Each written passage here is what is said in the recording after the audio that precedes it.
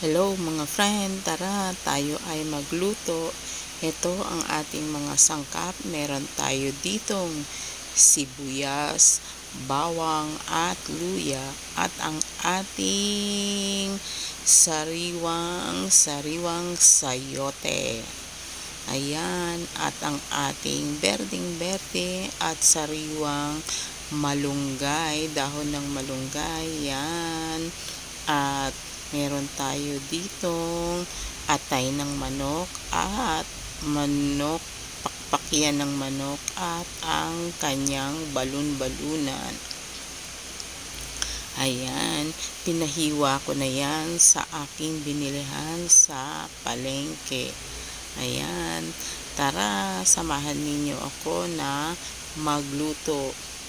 Ipainit na natin ang ating kawali at maglagay tayo ng kaunti at sapat lang na dami ng mantika. Ayan, ikalat natin sa ating buong kawali ang mantika at lagay na natin ang ating luya, bawang at isunod na rin natin ang ating sibuyas. Ayan.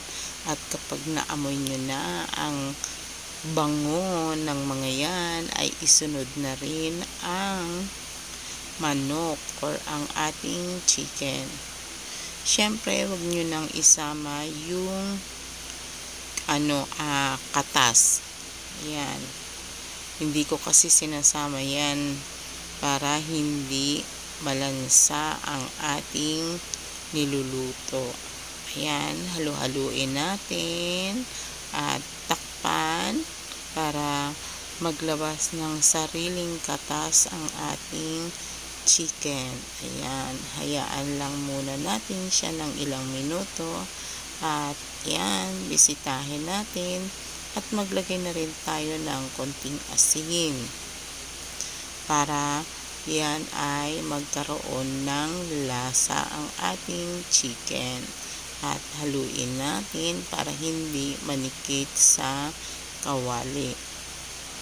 At takpan natin muli at hayaan natin ng ilang minuto at ilagay na rin ang sariwang sayote. Ayan, at haluin natin at syempre maglagay na rin tayo ng ating mahiwagang tubig.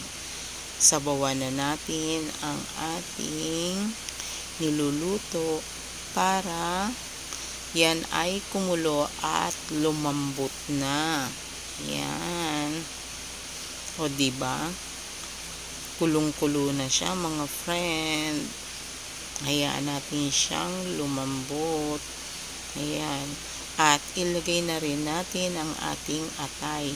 Huli ko ngang nilalagay ang atay para masarap yan at hindi manigas yung atay. Para pagkakinain mo ay masarap pa rin, malambot. Ayan. Hayaan natin siyang kumulo para ang ating ulam ay masarap at lumambot talaga ang ating mga manok. Ayan. Ayan, i-check na rin natin ang ating sayote kung yan ay luto na sa pamamagitan ng tinidor. Ayan, at ilagay na rin natin ang ating berdeng sili at lagyan pa po natin muli ng asin. Timplahan na natin ayon sa ating panlasa. Ayan, ilagay na natin ang sariwang dahon ng malunggay. Yan, ang ganda na ng tingnan ng ating ulam. Ayan, ang ating tinolang manok. Ang tinolang pakpak ng manok. Ayan, tikman na natin. Wow, okay na siya mga friend. Masarap na ang ating ulam sa ngayon. Ayan, ready na ang ating ulam. Tara, kain na tayo.